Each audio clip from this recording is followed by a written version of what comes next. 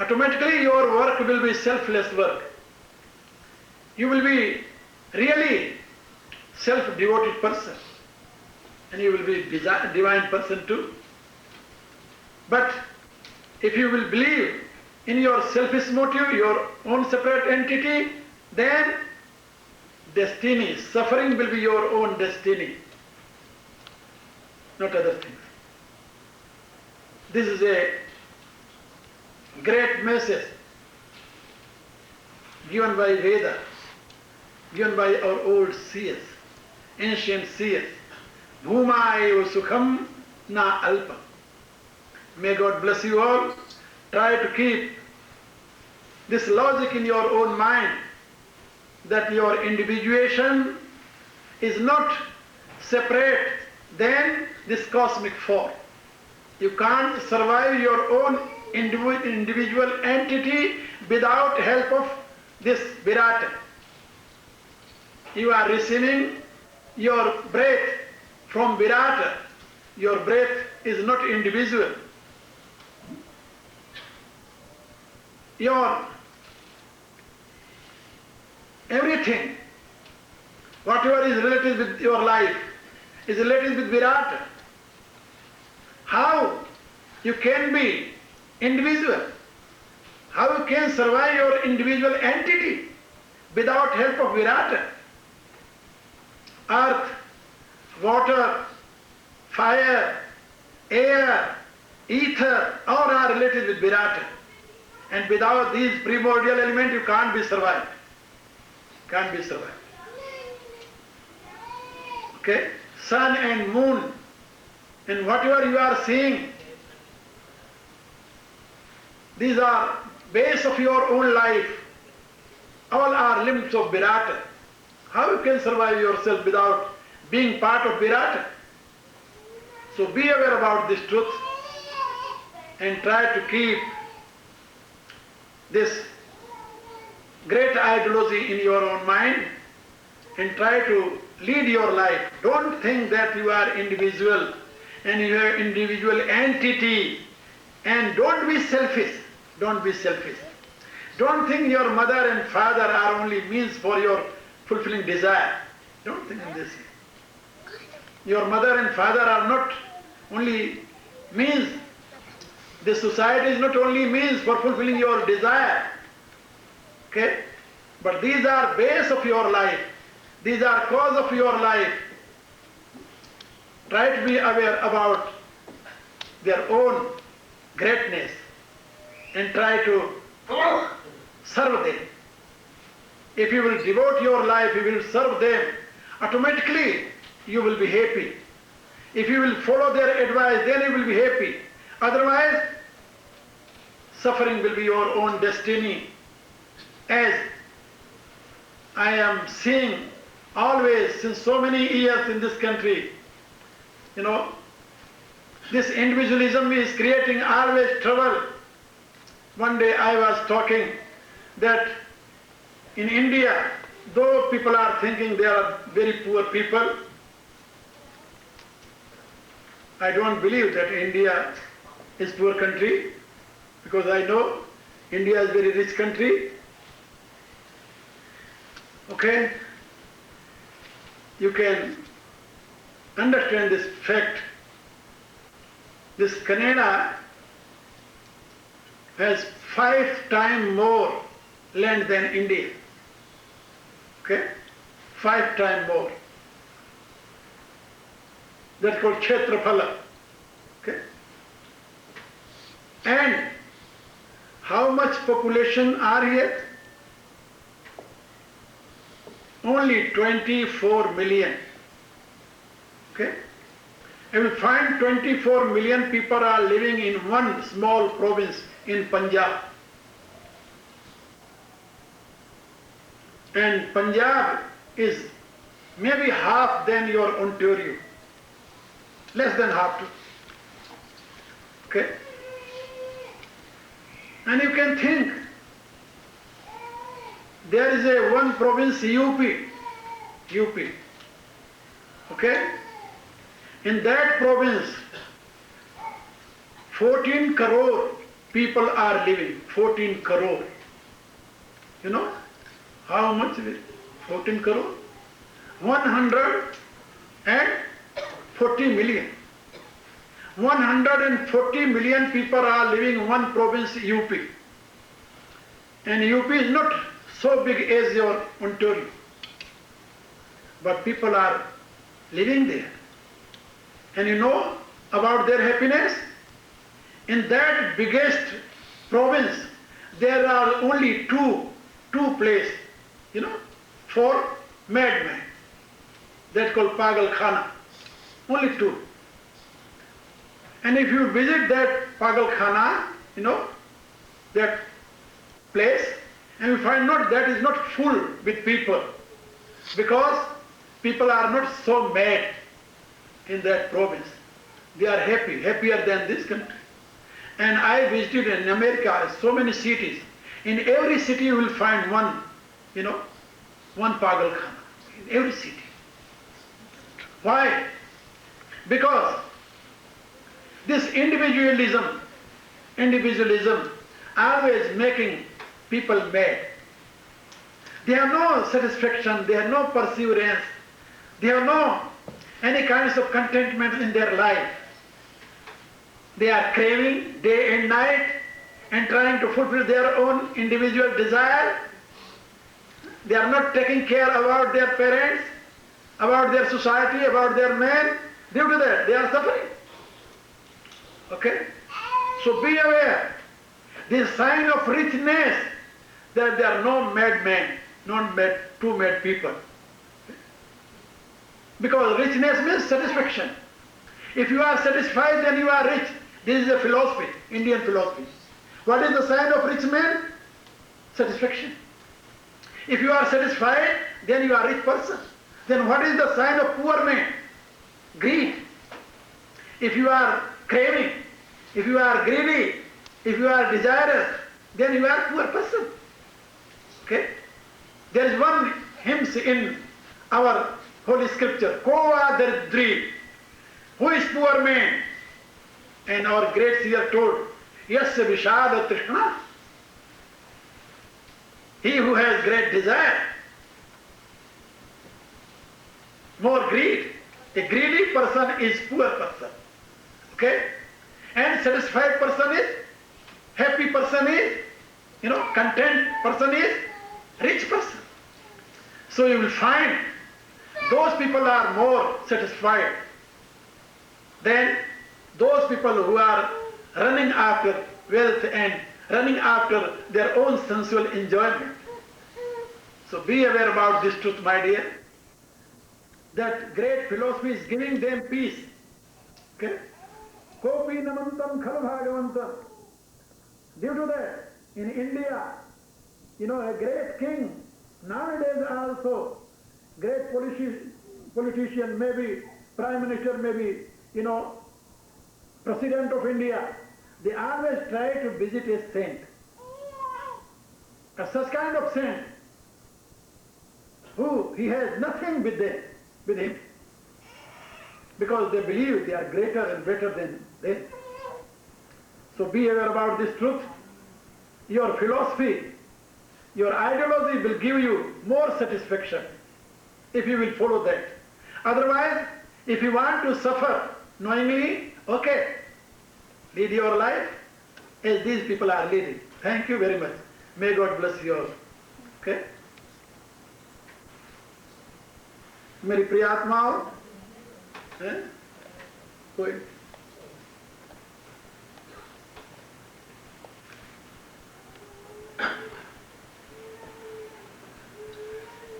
जैसा कि आप जानते हैं आप लोग, मैं अभी सवेरे 1 घंटे नहीं बल्कि 1.5 घंटे बोल करके आया हूं, और अभी भी थोड़ी देर मैंने अपने नवयुवकों को थोड़ी सी बातें समझाई है। नवयुवकों को नहीं, सभी को जो समझ ले। और अभी इसके बाद भी शायद किसी प्रोग्राम में मुझे जाना है। लेकिन थोड़ी सी बातें आप लोगों से करूंगा।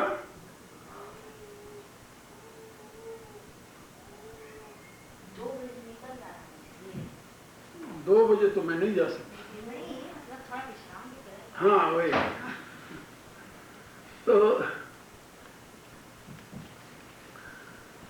अभी मैं आप लोगों से बता रहा था कि भारतीय जीवन पद्धति, हमारे भारत की विचारधारा मनुष्य के लिए क्या सिखाती है और पश्चिम की विचारधारा मनुष्य को क्या समझाती है। यहां की विचारधारा में व्यक्ति अपने आप को स्वतंत्र मानता है और सोचता है कि मेरा अपना सुख ही हमारे जीवन का लक्ष्य है। दुनिया जो बनी है वो हमें अपना सुख प्राप्त करने के लिए बनी है। यही कारण है कि यहां पर माता पिता परिवार सभी कुछ 1 मिनट में यदि उसके सुख में बाधक हुआ तो छोड़ करके वो अलग हो जाता है और कहता है तुम भाड़ में जाओ लेकिन मैं तो सुखी रहूंगा। उसे ये पता नहीं चलता कि यदि दूसरे भाड़ में चले गए तो वो उससे बिना जले नहीं रह सकता, सुखी कहां से होगा। ये नहीं जानता, वो नहीं समझता। इसीलिए यहां की सोसाइटी में विघटन मैंने देखा। यहां परिवार नहीं है, यहां समाज नहीं है, यहां उस मायने में राष्ट्र भी नहीं है जिस मायने में भारत में राष्ट्र की भावना की गई है, कल्पना की गई है, जिसका आधार संस्कृति है, सभ्यता है। इस प्रकार के राष्ट्र का भी दर्शन यहां नहीं होता। यहां न समाज है, न परिवार है, न राष्ट्र है, व्यक्ति है केवल। और जहां परिवार नहीं है, समाज नहीं है, राष्ट्र नहीं है, केवल व्यक्ति है, वहां परमात्मा कहां से आएगा। विराट की तो कल्पना ही नहीं हो सकती वहां। इसलिए यहां के जीवन में विराट की कल्पना नहीं है। और बिना विराट की कल्पना से, बिना विराट की भावना से व्यक्ति अपने आप को संतुष्ट नहीं कर सकता, तृप्त नहीं कर सकता। और विराट तो सत्य है, आपके न मानने से विराट में कोई हानि नहीं आती और आपके मान लेने से विराट को कोई वृद्धि नहीं हो जाती। विराट तो सत्य है, वह है, अचल है और उसके होने न होने में आपका विश्वास कारण नहीं है, याद रखो। लेकिन विराट की स्वीकृति से आपका जीवन सुख में होता है। विराट की स्वीकृति से आपके जीवन को शांति मिलती है। विराट की स्वीकृति से आपको तृप्ति मिलती है, क्योंकि आप अनुभव करते हैं कि मेरे पीछे मैं छोटा सा नहीं, मैं अकेला नहीं, मेरे पीछे बहुत बड़ा संसार है। और जब बहुत बड़े संसार को, बहुत बड़े विश्व को अपने साथ जुड़ा हुआ देखते हैं तो आपको आत्मबल मिलता है, आपको आत्मविश्वास प्राप्त होता है। कितनी बड़ी बात है, जरा अनुभव कीजिए आप।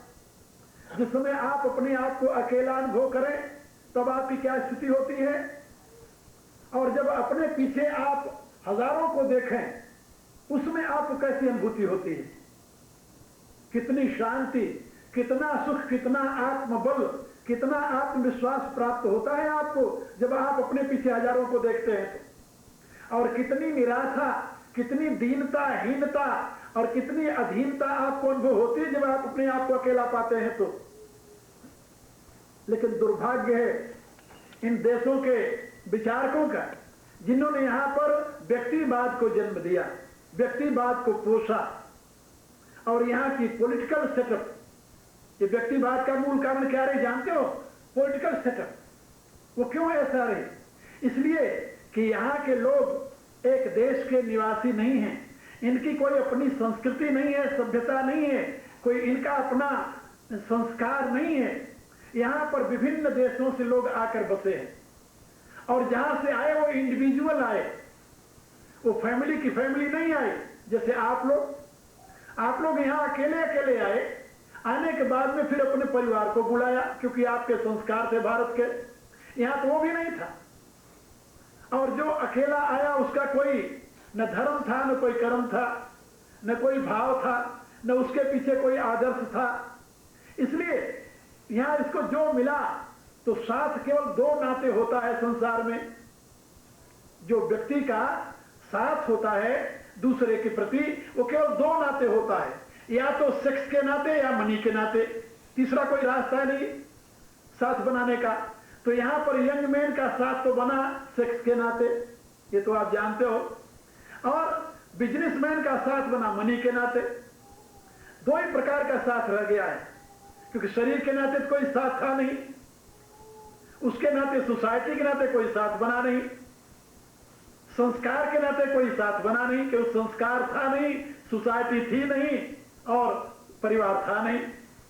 इसलिए जो इनका संस्कार बना वो व्यक्ति के नाते बना, और व्यक्ति का संस्कार दो प्रकार से जुड़ता है, यानी व्यक्ति का संबंध दो प्रकार से बनता है, या तो पैसे के नाते बनता है जिससे हमारा कोई हित हो, स्वार्थ सिद्ध हो, उसके साथ हम दोस्ती कर लेंगे, या कोई हमारी इंद्रियों की पूर्ति में सहयोगी हो, उससे दोस्ती कर लेंगे। दो कारण से दोस्ती होती है इंडिविजुअल की, और यही चल रहा है। यदि हमारे इंद्रियों की पूर्ति में आज बाधा आ गई है, दूसरा उसके लिए तैयार नहीं है, या प्रॉपर नहीं है, या हेल्पफुल नहीं है, तो हमने त्यागने के लिए निश्चय कर लिया, जान दो, भाड़ में जाओ, तो हम दूसरा साथी ढूंढ लेंगे। और यही कारण रहा है कि यहां पर आज भी सो कॉल्ड मैरिजेस जिसे कहते हैं, तथाकथित विवाह, 95% विवाह नष्ट हो जाते हैं विवाह होने के साल या 1.5 साल 2 साल बाद। क्यों हो जाते हैं? कि उसके बाद में एक दूसरे के प्रति चार्म नहीं होता, आकर्षण नहीं होता। वो कहते हैं घिसे पिटे जीवन कौन जिए, चलो इसको बदलो, दूसरा ले लो। और जहां पर इस प्रकार की भावना होगी वहां पर परिवार कैसे बनेगा? जहां ऐसा परिवार होगा वहां परिवार से समाज कैसे बनेगा? आप जरा सोचिए, आप अपने एक लड़की और लड़के की शादी करते हैं अपने सिस्टम से, उस शादी के साथ क्या होता है? दो परिवार तो एक साथ जुड़ जाते हैं। दो परिवार नहीं जुड़ते, कम से कम 10 परिवार जुड़ते हैं। कम से कम आप गिन लें, 10 परिवार जुड़ते हैं।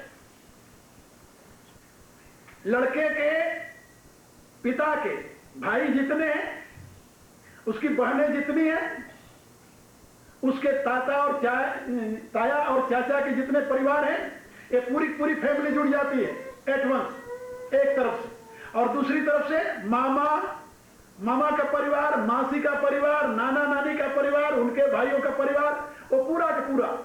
यानी दो लड़के लड़की की शादी में करीब सैकड़ों व्यक्तियों का एकीकरण हो जाता है, और वो दोनों लड़की अनुभव करते हैं कि मेरे साथ मेरा इतना बड़ा परिवार है, हम अकेले नहीं हैं, हम इंडिविजुअल नहीं हैं, हम अकेले नहीं हैं, हम निर्बल नहीं हैं, हमारे साथ इतने लोग हैं, हम इतनों के अंग हैं। और वो सब आशीर्वाद देते हुए कहते हैं कि तुम घबराना नहीं, हम तुम्हारे साथ हैं, तुम हमारे अंग हो, हमारे अभिन्न हो। एक साथ, एक शादी के साथ तुरंत सैकड़ों लोगों का एकीकरण हो जाता है, तो एक परिवार नहीं, सोसाइटी बन गई। क्या बन गया? जहां 1 2 4 6 हैं, 10 है, वहां परिवार हो जाता है। जहां 4 6 परिवार इकट्ठा हो गए, सोसाइटी बन गई। सोसाइटी बनने में क्या देरी लगती है? तुरंत सोसाइटी बनती है। तो परिवार से सोसाइटी बनती है। व्यक्ति यदि परिवार का अंग है तो वो परिवार सोसाइटी का अंग हो जाएगा। और जहां ऐसे 10-20 सोसाइटी इकट्ठा हो जाए, वहां अपने आप में एक राष्ट्र बन जाता है। इसलिए राष्ट्र के प्रति समान फीलिंग वाले, समान संस्कारों वाले, वहां समाज बन जाता है। समाज जानते हो किसे कहते हैं? समम अजंती जना, इस समाज है जहां समान विचारधाराओं के, समान संस्कारों के लोग एक साथ रहते हो, उसे समाज कहते हैं। वो किसी भी जाति के हैं, किसी भी वर्ग के हैं, किसी भी श्रेणी के हैं, इससे कोई मतलब नहीं होता। वो एक संस्कार से अभिभूत है। उस संस्कार से अभिभूत होने के नाते उनका समाज बन जाता है। तो लड़का और लड़की कभी अकेला महसूस नहीं करते। और यदि I love you and you love me वाले संस्कार में फंस गए तो जन्मे थे अकेले और मरेंगे अकेले और जिए भी अकेले। और उसका परिणाम क्या होता है? उसका परिणाम जैसे बताया मैंने, पागलपन। एक मानसिक रोग है, याद रखो, ये बहुत बड़ा रोग है। और इस रोग से ग्रसित जो लड़के लड़कियां हैं कभी जीवन में शांति नहीं पा सकते, नहीं पाए। लेकिन अभी उनको समझाओ तो समझेंगे नहीं, क्योंकि तो रोगग्रस्त है, वो कहां समझेंगे। ये इंडिविजुअलिज्म जो है अपने आप में एक बहुत बड़ा मानसिक रोग है, व्याधि है ये, जवानी में बात समझ में नहीं आती, जवानी के नशे में बात समझ में नहीं आती कि विवाह का क्या अर्थ होता है, व्यक्ति के जीवन का क्या अर्थ है, व्यक्ति समाज से, परिवार से और परिवार समाज से कैसे जुड़ा हुआ है, समाज राष्ट्र कैसे जुड़ा हुआ है। They are not aware about it. वो सोचते हैं तो हमारा पर्सनल है, किसी से पूछो विवाह, वो तो हमारा पर्सनल है, तुम कौन होते हो बीच में। माँ बाप कह देते हैं तुम कौन होते हो मेरे बीच में, मेरे जीवन को तुम जियोगे। भला मूर्खता की कोई सीमा है? विवाह कैसे पर्सनल हो सकता है तुम्हारा, भला सोचो तो। हाँ, विवाह एक ऐसा कृत्य है जो कि कभी पर्सनल हो ही नहीं सकता, वो इंडिविजुअल हो ही नहीं सकता, कभी नहीं हो सकता। लेकिन मूर्खता, अज्ञानता, बुद्धिहीनता, विवेक शून्यता उसको पर्सनल नाम देकर के ये तो हमारा पर्सनल अफेयर है। और यहां आए हुए भारत से मां बाप भी कह देते हैं ठीक है भैया तुम्हारा पर्सनल है, तुम जियो अपना जीवन। और जब सफर करते हैं तो रोते हैं, वो भी रोते हैं, और वो तो रोते ही हैं। ये ऐसी दुखद प्रक्रिया चल पड़ी है जिसका शिकार ये देश कई वर्षों से है और रो रहे हैं, दुखी हैं, सफर कर रहे हैं।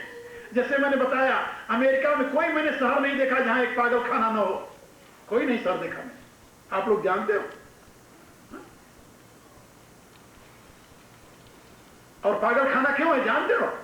क्योंकि वो इंडिविजुअल, उनकी बात कोई सुनने वाला नहीं, दूसरा कौन बात सुने। इसलिए गवर्नमेंट यहां व्यक्तियों को ट्रेनिंग देती है कि तुम केवल टेलीफोन लेकर बैठे रहो और दूसरे की बातें सुना करो। कि वो जो कुछ कहता जा रहा कहता जा रहा है या कहती जा रही है, हाँ, वो केवल तुम सुनते रहो, बस हूं करते रहो, जिससे अपनी बात कहते दिल की। और भारत में कोई ऐसा व्यक्ति नहीं है जिसकी कोई बात सुनने वाला न मिले। सबसे पहले पड़ोसी आकर खड़ा हो जाता है, क्या बात है जी, क्या बात। हमारे गांव में जरा कोई ऐसा हमने देखा अपने बच्चेपन में, अब तो हमें बहुत वर्ष हो गया गांव छोड़े, वर्षों बीत गए, 40 वर्ष हो गया, कोई 1-2 दिन नहीं, काफी परिवर्तन आ गया होगा। लेकिन हमने देखा है कि यदि कोई अपने बच्चे को भी डांट रहा है और उससे बड़ा, जैसे मैं डांट रहा हूं अपने बच्चे को और मेरे से बड़ा कोई बूढ़ा आ गया, वो आकर तुरंत पूछेगा क्यों रे, क्या बात है, बच्चे क्यों डांट रहा तू। यदि हमारी बात उसको बताए कि इसलिए डांट रहा हूं, उसको लगा ठीक, तब तो कुछ नहीं बोलेगा, तो उस बच्चे को डांटेगा। और यदि हमारी बात में कमी दिखाई दे तो तुरंत बिगड़ेगा। तू कौन होता है ऐसे डांटने वाला मेरे रहते हुए, वो तुरंत कहेगा, चाहे वो हमारा सगा है कि नहीं है, वो कहेगा मेरे रहते हुए तू कौन होता है इस बच्चे को डांटने वाला।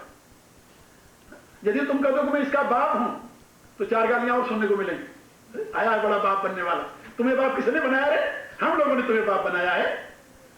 कहने का अभिप्राय कि हर एक व्यक्ति समाज को, यानी परिवार को, समाज को अपना समझता है और वो कहता है कि समाज की बुराई हमारी बुराई है, समाज की भलाई हमारी भलाई है, समाज का हित हमारा हित है, समाज का हित हमारा हित है, उसकी वो सोच है। और उस सोच ने हमारे समाज को जन्म दिया है। और जिस समाज को नाश करने के लिए, जरा कल्पना करो, 700 वर्ष तक मुसलमान और 200 वर्ष तक क्रिश्चियन लगे रहे, इंग्लैंड के गए हुए, 900 वर्ष तक उस समाज को तोड़ने के लिए अथक प्रयत्न किया गया, लेकिन वो अमर समाज टूटा नहीं, ज्यों का त्यों बना हुआ है। आज भी लाखों वर्ष का पुराना भारतीय समाज आपको भारत में मिल जाएगा। क्यों मिलेगा? इसलिए कि वहां पर यह संस्कार मिला है, इस संस्कार के नाते वो बचा रहा है, इस भावना के नाते बचा रहा है। समय समय पर उसकी जो परिधि बनती जा रही थी तो महापुरुष आए और उन्होंने उस सीमा को तोड़ करके उसे राष्ट्र के साथ जोड़ते हैं। कभी कभी पारिवारिक संस्कार इतने प्रबल हो जाते हैं जबकि व्यक्ति परिवार के मोह में समाज की उपेक्षा करता है, समाज के संस्कार इतने प्रबल हो जाते हैं कि समाज के मोह में वो राष्ट्र की उपेक्षा करने लगता है, और कभी कभी राष्ट्र के मोह में लोग विराट की उपेक्षा करने लगते हैं। लेकिन भारत में हमेशा इस प्रकार के महापुरुष आते रहे जो परिवार को समाज से, समाज को राष्ट्र से और राष्ट्र को विराट से जोड़ते रहे। इसीलिए वह विराट का अंग रूप हमारा समाज अमर है। अमर है क्योंकि विराट अमर है। विराट कभी नहीं मरता। विराट कैसे मरेगा? विराट तो परमात्मा की विभूति है, वो मर ही नहीं सकता। विराट तो स्वयं में परमात्मा है, वो तो मर ही नहीं सकता। और जब विराट नहीं मरेगा तो उसका अंग कैसे मरेगा? अंग नहीं मर सकता। इसलिए हम विराट के अंग हैं, इसलिए अमर हैं। और बहुत से देश हमारे से पाछे पैदा हुए जो अपने आप के इंडिविजुएशन में पड़े रहे, वो हमारे से पहले कभी मर गए, उनका पता ही नहीं है कहां गए। तो भारत की अमरता में मूल हेतु वहां का विराटवाद है। उसको विराटवाद कहते हैं। भारत की अमरता का मूल कारण विराटवाद है। हम परमात्मा से हमेशा जुड़े रहे और परमात्मा से जुड़े रहने की आज भी प्रार्थना करते हैं। आज भी हमारे प्रत्येक प्रार्थना में यही मांग है कि हे प्रभु, हम आपसे जुड़े रहे। और इन देशों में प्रार्थना में मूल मांग क्या होती है? कभी चर्च में जाकर ईसाइयों की प्रार्थना सुनी है? क्या मांगते हैं भगवान से? सवेरे की ब्रेड। प्रार्थना में भी वहां इंडिविजुएशन है, वहां प्रार्थना में भी इंडिविजुअलिटी है। प्रार्थना में व्यक्तिवाद नहीं थे वहां भी प्रार्थना है, नहीं है ऐसी बात नहीं, लेकिन प्रार्थना में व्यक्तिवाद जुड़ा हुआ है। हमारे यहां प्रार्थना में आप लोग जानते हो, भारत की सबसे प्रचलित प्रार्थना गायत्री है, ओम भूर्भुवः स्वः तत्सवितुर्वरेण्यं भर्गो देवस्य धीमहि धियो यो नः प्रचोदयात्। और इसमें मांग किस चीज की है कि हे प्रभु, हम सबकी बुद्धि को तू प्रेरित कर। हमने भगवान से रोटी नहीं मांगा, कपड़ा नहीं मांगा, मकान नहीं मांगा, हमने भगवान से अपने ऐशो आराम की चीजें नहीं मांगी। हमने परमात्मा से केवल मांगी है बुद्धि। अकेले अपने लिए नहीं मांगी कि मैं बुद्धिमान बन जाऊं, बाकी सब मूर्ख बने रहे। नहीं, हम सबको बुद्धि दे, हम सबकी बुद्धियों को प्रेरित करें। और उस गायत्री मंत्र का सरल मूल आधार क्या है? ओम। इसलिए हमारे यहां कोई भी संप्रदाय हो, सभी संप्रदाय में ओमकार को प्रथम रखा गया। जब हम प्रभु के सामने कहते हैं ओम, इसका अभिप्राय होता है कि हे प्रभु, हम आपको समर्पित हैं। अपने आप को, व्यक्ति को विराट के साथ जोड़ने के लिए ओम से बड़ा और कोई साधन है ही नहीं। अभी मैंने इसी पे 12 दिन तक व्याख्यान दिया अमेरिका में। वो पुस्तक थोड़े दिन में आप लोगों को मिल जाएगी, अंग्रेजी में है वो सारी की सारी, और उसका नाम है हेवन ऑन द अर्थ, स्वर्ग को आप पृथ्वी पर देखें। और यही समझाया है कि किस ढंग से व्यक्ति विराट के साथ एक है, कैसे जुड़ा हुआ है और ओम से कैसे जुड़ जाता है। इसलिए कोई चाहे जैन रहा हो, चाहे बौद्ध रहा हो, चाहे सिख रहा हो, चाहे आर्य समाजी रहा हो, चाहे वैष्णव रहा हो, चाहे शैव रहा हो, कोई भी संप्रदाय हो, जितने हमारे अपने संप्रदाय हैं, सभी संप्रदायों में ओम सबसे प्रथम है। ओम को किसी ने नहीं छोड़ा। बौद्धों ने ओम को नहीं छोड़ा। वेद को उन्होंने कहा कि वेद की बात में नहीं मानता, लेकिन ओम को नहीं छोड़ा। ओम मणि पद्मे हुम। जैनियों ने ओम को नहीं छोड़ा, ओम नमो अणिहंताणम। हमारे सिख गुरुओं ने ओम को नहीं छोड़ा, एक ओंकार सतनाम। आज समाजी तो कहते हैं ओम ही हमारा अपना मुख्य नाम है, बाकी कुछ है ही नहीं। भला कौन ओम को छोड़ेगा? ओम ही तो जड़ है भारत की, और ओम में ही भारतीय संस्कृति निहित है। ओम माने एक, जो परमात्मा है वही सूक्ष्म जगत, कारण जगत है, वही सूक्ष्म जगत है, वही स्थूल जगत है। ये विराट जो है परमात्मा का एक अभिव्यक्त रूप है। ये ओम का अर्थ होता है सर्व शब्द। हम सब परमात्मा के अभिन्न अंग हैं, ये ओम का अर्थ होता है।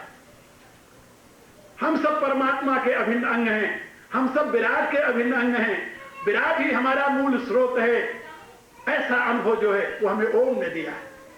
इसलिए मैं आप लोगों से निवेदन कर रहा था कि आप लोग अपने उन संस्कारों को अपने साथ रखें और कोशिश करें अपने बच्चों को शुरू से बताने। पहले तो आप लोग लगे रहे पैसे कमाने में, और बच्चों को ध्यान दिया नहीं। बच्चा कहता है हमें अमुक जगह खेलने जाना है, आप बच्चे को तुरंत उठाकर ले जाते हो। और यदि आप कहो कि तुम चलो वहां पर शिक्षा मिल रही, बच्चा कहेगा मैं तो नहीं जाता। आप कहते अच्छा भाई इसको रहने दो, ये नहीं जाना चाहता। तो क्यों? भाई खेल के लिए जाता है, तुम अपना काम छोड़कर उसे वहां ले जाते हो। और तुम यहाँ क्यों नहीं बच्चे को ला सकते? वो नहीं आना चाहता, फिर वहां तुम क्यों जाना चाहते हो उसके साथ पीछे पीछे? क्या करें, बच्चा है मेरा। अरे वो बच्चा तुम्हें लात मारेगा 4 वर्ष बाद, तब क्या करोगे तुम? फिर रहोगे बैठ करके? पहले से उसे सिखाओ, पहले से उसे सही रास्ता दिखाओ। तुमने सही रास्ता दिखाया नहीं। बच्चे ने कहा हमें खेल खेलने जाना। कई लोग पेरेंट्स नहीं, सायंकाल क्या करूं, बच्चे को वहां पर गेम थी वहां लेकर जाना था, उसे छोड़ना है वहां से उसे ले आना है। जैसे बच्चे के तुम नौकर बन गए हो और तुम कहो यहां चले बच्चे को, बच्चा कहता मैं तो नहीं जाता, कहते चलो ये नहीं जाना चाहता।